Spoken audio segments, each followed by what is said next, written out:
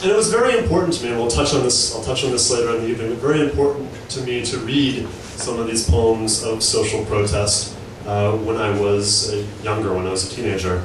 And not all of the poems of social protest are international. Not all of them are related to sexuality.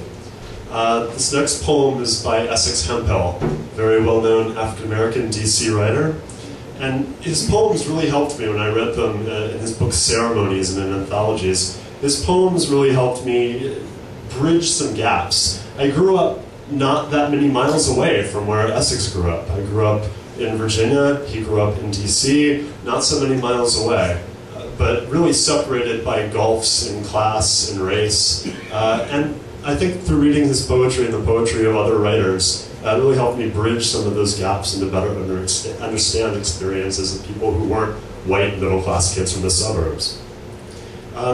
This particular poem is dedicated actually to Washington, D.C., well-known poem of Essex's that's called Family Jewels. And he lived for some time in Anacostia, and I'm certain a DC audience will easily catch the references I have to explain when I'm out of town. The poem is Essex Hemphill, Family Jewels, and it's for Washington, D.C. I live in a town where pretense and bone structure prevail as credentials of status and beauty. A town bewitched by mirrors, horoscopes, and corruption. I intrude on this nightmare, arm outstretched from curbside. I'm not pointing to Zimbabwe. I want a cab to take me to Southeast so I can visit my mother. I am not ashamed to cross the bridge that takes me there. No matter where I live or what I wear, the cabs speed by.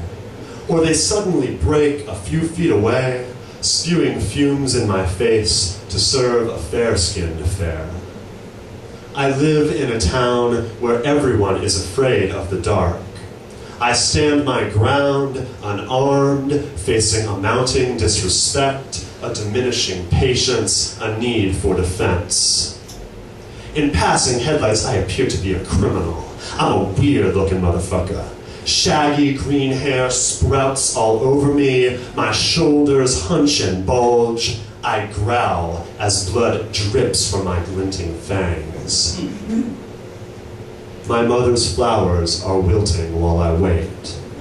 Our dinner is cold by now. I live in a town where pretense and structure are devices of cruelty.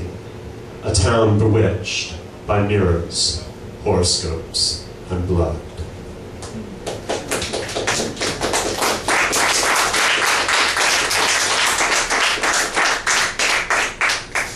I'm going to stick with Essex Hemphill for a moment. He should be recognized as one of the great 20th century writers of social protest, one of the great 20th century protest writers. But of course, not everything he wrote was in the protest vein. Has anybody in the audience seen the PBS documentary, the POV documentary, Tongues Untied, about Black gay life in America? A number of hands. You'll have heard Essex perform this next poem in Tongues Untied. And the poem is called Black Beans. Times are lean, pretty baby. Our beans are burnt to the bottom of the battered pot. Let's make fierce love on the overstuffed hand-me-down sofa. We can burn it up too. Our hungers will evaporate like money. I smell your lust, not the pot burnt black with tonight's meager meal. So we can't buy flowers for our table. Our kisses are petals, our tongues caress the bloom. Who dares to tell us that we are poor and powerless?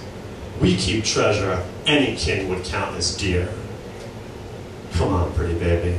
Our souls can't be crushed like cats crossing streets too soon.